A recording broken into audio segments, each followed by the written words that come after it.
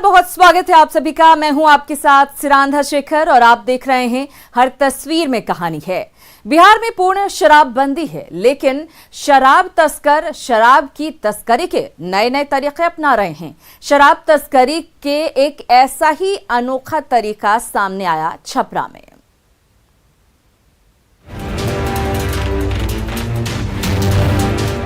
Tanker में carton, carton में शराब की बोतल।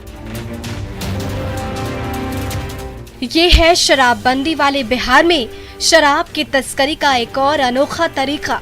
शराब तस्करों ने टैंकर में ऊपर से अलकतरा भर रखा था और नीचे बड़ी संख्या में शराब के कार्टन छुपा कर रखे थे, जिसमें लाखों की विदेशी शराब भरी हुई है। एक बार फिर से बड़ी मात्रा में शराब बरामद की गई, जो लाखों, जिसकी कीमत लाखों में बताई जाती है, लेकिन अंदाज वही पुराना है। आप देख सकते हैं कि ये अलकतरा या पुराने डीजल लदे टैंकर के अंदर में छुपा करके लाया गया था। कहीं ना कहीं चकमा देने की कोशिश की गई थी। इसके टैंकर के अंदर में भारी मात्रा में जो विदेशी शराब है वो जब लेकर के उसकी तस्करी की जा रही थी। होली और पंचायत चुनाव से पहले शराब तस्कर बिहार में शराब की तस्करी के लिए एक से बढ़कर एक अनोखे तरीके अपना रहे हैं, लेकिन उत्पाद विभाग पूरी तरीके से अलर्ट है और शराब तस्करों के नापाक मंसूबों को नाकाम करने में जुटा भी है।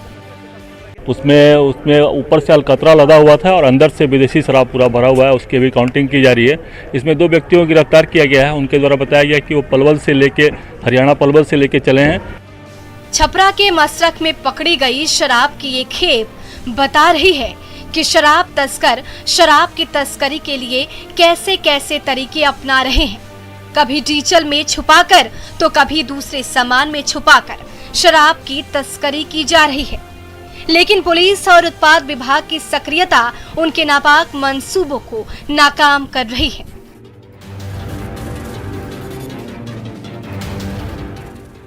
संतोष गुप्ता, न्यूज़ 18 छपरा।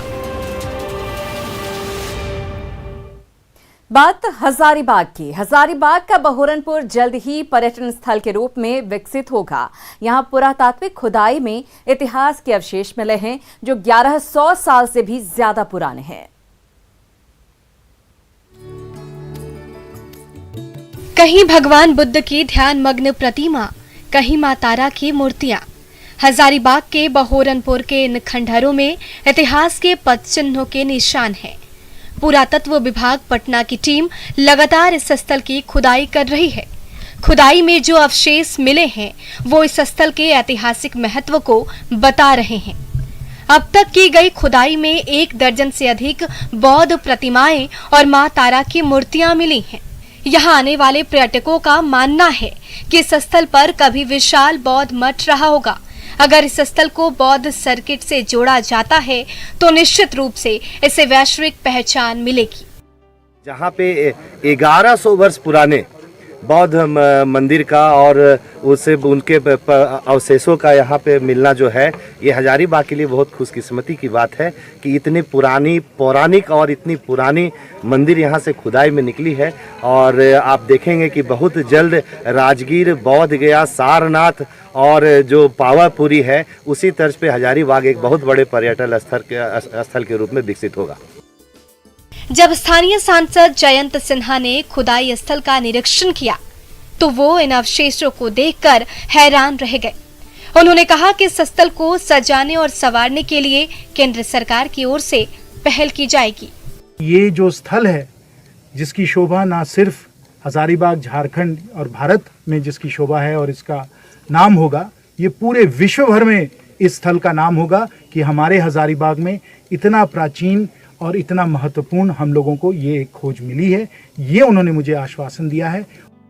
पुरातत्वविद बताते हैं कि ये मूर्तियां 1100 साल से ज्यादा पुरानी हैं। इनकी संरचना से लगता है कि ये प्रतिमाएं पाल वंश के समकालीन की हैं। प्रतिमाओं और बौद्ध स्तूपों के मिलने से स्थानीय लोगों में खुशी का माहौल है। अगर इस स्थल को बौद्ध सर्किट से जोड़ा जाता है और पर्यटक स्थल के रूप में विकसित किया जाता है तो दुनिया के मानचित्र पर ये स्थल दिखेगा। दुनिया भर के लोग यहाँ आएंगे और इलाके की गरीबी निश्चित रूप से दूर होगी। राकेश कुमार, न्यूज़ 18 हजारीबाग। उधर दुमका में एनसीसी चतुर्थ झारखंड गर्ल्स बटालियन का प्रशिक्षण शिविर लगाया गया है। इस प्रशिक्षण शिविर में दुमका, गोड्डा, पाकुड़, देवघर और जामताड़ा की एनसीसी कैडेट्स हिस्सा ले रही हैं।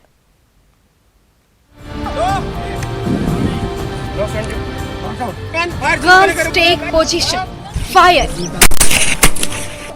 ट्रेनर का कमांड सुनते ही इन लड़कियों की उंगलियां ट्रिगर पर चलने लगती हैं। राइफल से गोलियां निकलने लगती हैं। फिर लड़कियों का काफिला चल पड़ता है टारगेट की ओर। ट्रेनर बताते हैं कि उनका निशाना कितना सटीक रहा और कहां-कहां सुधार की गुंजाइश है। ये प्रशिक्षण है हौसला बढ़ाने के लिए, दिल और मन मस्तिष्क में आत्मविश्वास भरने के लिए, कठिन परिस्थितियों में दुश्मन से लोहा लेने के लिए, नक्सलियों को परास्त करने के लिए। प्रशिक्षण के बाद इन एनसीसी कैडेट्स को बी और सी ग्रेड का सर्टिफिकेट दिया जाएगा। प्रशिक्षण की शुरुआत से ही इन लड़कियों के हौसले बुलंद हैं। इनमें कोई देश सेवा के लिए सेना में भर्ती होना चाहती है, तो कोई नक्सलवाद और सामाजिक कुरीतियों के खिलाफ झंडा बुलंद करना चाहती है। इनका मकसद अपने क्षेत्र को नक्सलवाद से मुक्त कराना है। हम अपने इलाकों में नक्सलवादियों को रहने नहीं देंगे और समाज में जो बुरियां हो रही है, जैसे बाल विवाह, दहेज प्रथा और अन्य बुरी आदतें हो रही है, तो उसको हम मिटाने की पूरी कोशिश करेंगे। कैंप में फायरिंग डिसिप्लिन तो सिखाया जाता है, ये तो मेन ही है। और फायरिंग हम लोगों को परेड सिखाया जाता है, क्लास करवाया जाता है, राइफल के बारे में बताया जाता है। मेरा लक्ष्य यही है कि मैं या तो डिफेंस में जाने की कोशिश करूं, देश की सेवा में लगूं। एनसीसी का मकसद इन लड़कियों को बेहतर नागरिक बनाना है, ताकि ये जिस भी क्षेत्र में जाएं, पूरे आत्मविश्वास के साथ काम करें और बेहतर नागरिक साबित हो। ये जो एनसीसी की ट्रेनिंग के दौरान इनको सिखलाई दी जा रही है, एक अच्छा नागरिक बनने की, एक पॉजिटिव वे में थिंकिंग रखने की और अपने आप को दुनिया में अपने आप को साबित करने के लिए। दिल में कुछ कर गुजरने का जज्बा हो, हाथ में राइफल हो और सामने टारगेट हो, तब ये लड़कियां खुद को साबित करने में कोई कोर कसर नहीं छोड़ती। कठोर प्रशिक्षण से तभी ये लड़कियां जिस क्षेत्र में जाएंगी, सफलता के झंडे गाड़ेंगी। फिलहाल तो यही कह रही हैं कि हम किसी से कम नहीं। पंचम झा, न्यूज़ 18, दुमका। घूंघट की रस्म के साथ ही दुमका के बासुकीनाथ धाम में शिव पार्वती का विवाह संपन्न हो गया। इसके बाद बाबा को कोहबर में बिठाया गया है। फाल्गुन पूर्णिमा को बाबा कोहबर से निकलेंगे।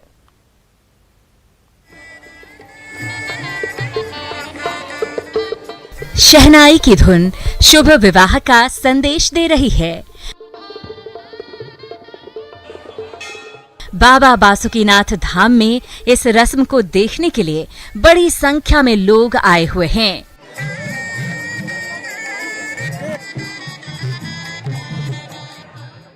कोहबर घर में महिलाएं मंगल गीत गा रही हैं। भगवान शिव और माता पार्वती का विवाह संपन्न हो गया है। माता पार्वती की घूंघट की रस्म संपन्न हो गई है। शिव और पार्वती को कोहबर घर में रखा गया है और अब फाल्गुन पूर्णिमा को बाबा कोहबर से निकलेंगे। ये अनोखी परंपरा सिर्फ बासुकीनाथ धाम में देखी जाती है। साल से बाबा के साथ होली खेला गया, माता पार्वती के साथ जो परंपरागत घूंघट का कार्यक्रम है वो बाबा बासुकीनाथ फौजदारी दरबार में देखने को मिलता है। पूरे भारतवर्ष में ये कार्यक्रम, ऐसा त्योहार और इस तरह का आयोजन जो परंपरा हमारे यहाँ रहा है, कहीं नहीं आपको देखने को मिलेगा। गुरुवार की देर रात शिव पार्वती विवाह संपन्न हुआ। विवाह के बाद पालकी पर शिव और पार्वती के प्रतीक स्वरूप त्रिशूल को नगर भ्रमण कराया गया। नगर भ्रमण यात्रा में हजारों की संख्या में लोग शामिल हुए।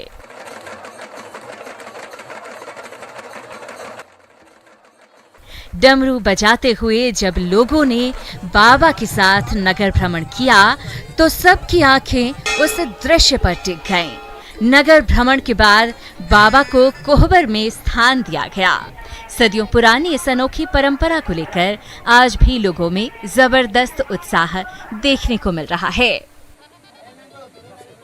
न्यूज़ 18 के लिए दुमका से पंचम झा की रिपोर्ट।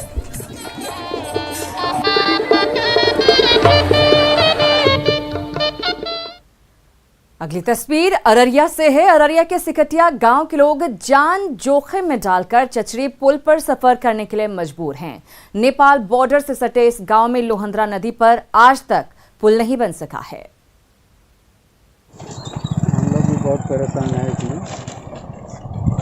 घुर्र घुर्र और घर्र घर्र की आवाज के साथ ये मोटरसाइकिल इस चचरी के पुल पर चल नहीं बल्कि रेंग रही है और इस इलाके के लोगों की मजबूरी की कहानी भी कह रही है। सिकटिया गांव के लोग लोहंदरा नदी पर रोजाना इसी तरह सफर करने को मजबूर हैं। लोगों ने स्थानीय प्रशासन और जनप्रतिनिधियों से बार बार गुहार लगाई, मिन्नतें की, लेकिन किसी ने उनका दर्द नहीं सुना। आखिरकार लोगों ने बांस और बल्ले से खुद तैयार किया मजबूरी का पुल। भारत नेपाल सीमा के सिकटिया में मौजूद हैं। तस्वीरों में साफ तौर पर देखा जा सकता है कि किस तरीके से जो बांस की जो चचरी बनाई गई है उस पर जान को जोखिम में डालकर बाइक सवार जो हैं वो चचरी पार करते हुए इस पार आ रहे हैं। हम बतला दें कि ये लोहंदरा नदी है और यहाँ पर पुल अब तक नहीं बना है, जिसकी वजह से भारत नेपाल सीमा के इस इलाके में काफ़ी परेशानियों का सामना ग्रामीणों को करना पड़ रहा है। इस चचरी पुल से गुजरने वाले बाइक सवारों से 10 रुपए और साइकिल सवारों से 5 रुपए वसूले जाते हैं। फिर लोग मजबूरी में जान को जोखिम में डालकर इस पर रोजाना सफर करते हैं। तो कितनी परेशानी होती है, डर नहीं लगता है? बहुत डर लगता है। जब मतलब ओवरलोड होके जाते हैं तो गिरने का ज़्यादा डर रहता है। अच्छा, तो ये कितने दिनों से इस तरह से है?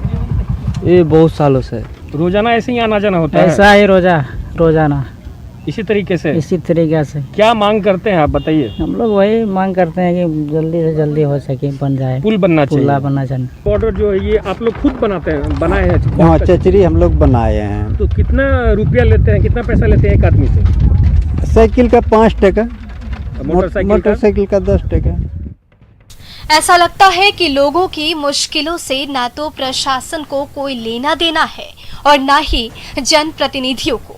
पुल नहीं बनने से भारत नेपाल बॉर्डर के सिकटिया गांव के आसपास 25,000 की आबादी इससे प्रभावित हो रही है। सतीश कुमार मिश्रा, न्यूज़ 18 अररिया।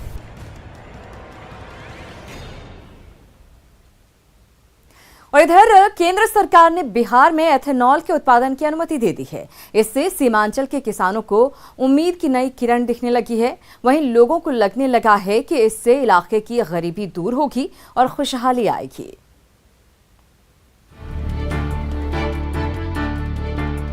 खेतों में लहलहाती मक्के की इस फसल की तरह ही सीमांचल के लोगों की तकदीर भी चमकने वाली है।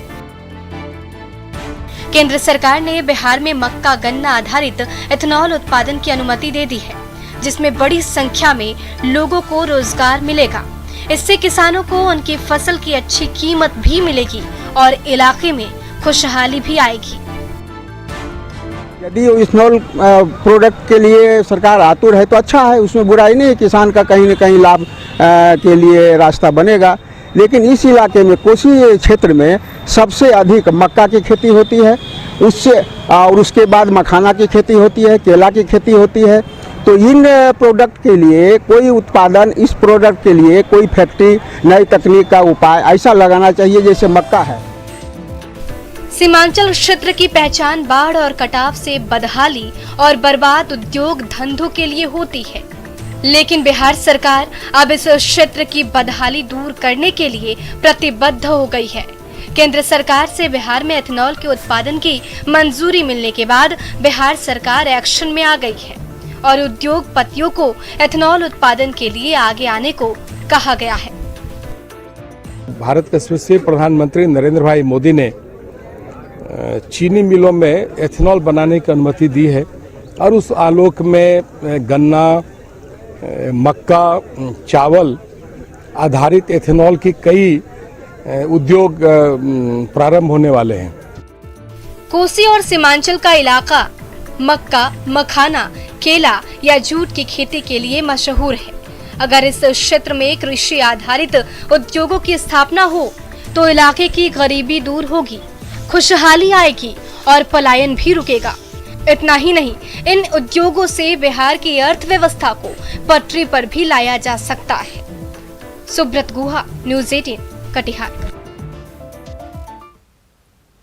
और नए एक्टर्स की चकाचौंध में भी रांची में मिथुन दा के चाहने वालों की कोई कमी नहीं है। तभी तो मिथुन दा के हेयर कट की चाह लिए हर दिन उनका कोई ना कोई प्रशंसक रांची के सैलून का रुख कर रहा है।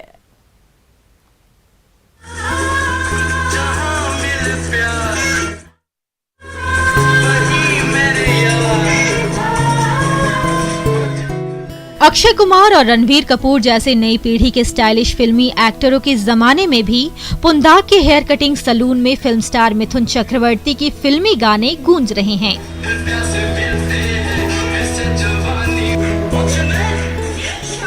इन्हीं गानों को सुनकर बड़े हुए मिथुन के जबरा फैन मोहम्मद आरिफ अपने बालों को मिथुन कट देने के लिए हेयर स्टाइलिस्ट मोहम्मद हकीम के पास पहुंचे हैं।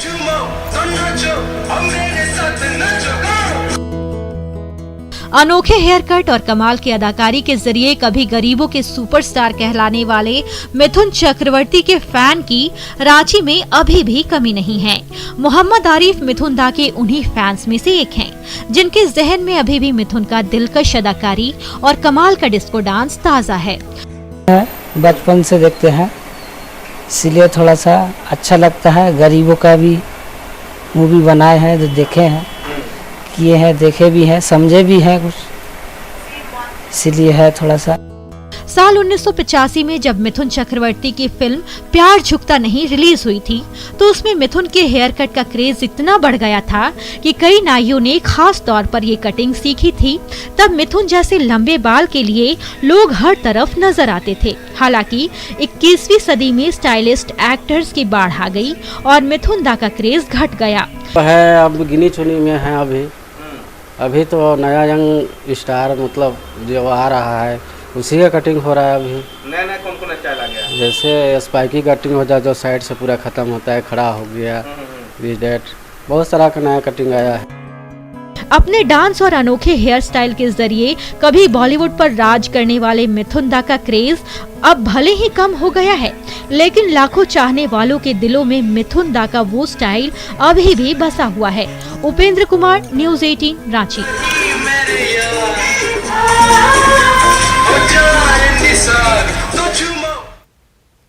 और टीवी पर पहली बार आ रहा है एक अनोखा शो। नेटवर्क 18 की एक खास पेशकश, बायजूस यंग जीनियस। 13 मार्च को शाम 7:30 बजे न्यूज़ 18 बिहार झारखंड पर मिलिए मुंबई के दंग कर देने वाले तबला वादक तृप्तराज पांड्या से।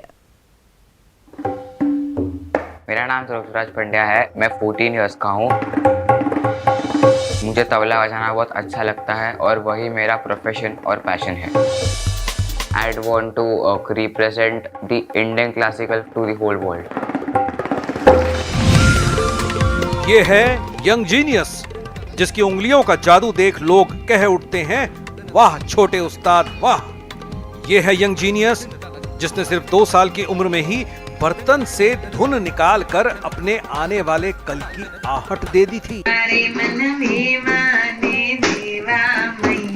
ये है यंग जीनियस, जिसने सिर्फ 3 साल की उम्र में ऑल इंडिया रेडियो में अपना पहला तबला परफॉर्मेंस दिया।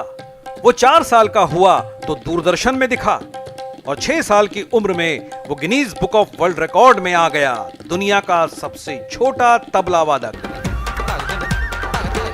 नेटवर्क 18 पर एक अनोखा शो दंग करने वाले मुंबई के 13 साल के तबला वादक तृप्तराज पांड्या के साथ तबले का वो छोटा उस्ताद जो संगीत की कई कलाओं में पारंगत है, जिसकी ज़बान पर शास्त्रीय संगीत विराजमान है, जो ढोलक, हारमोनियम, कांगो और ड्रम्स भी बजाता है।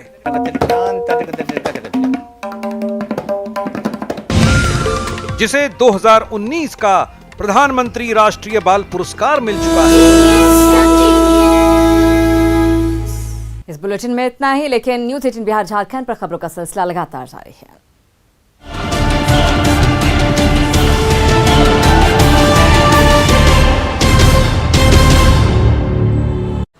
रेडियन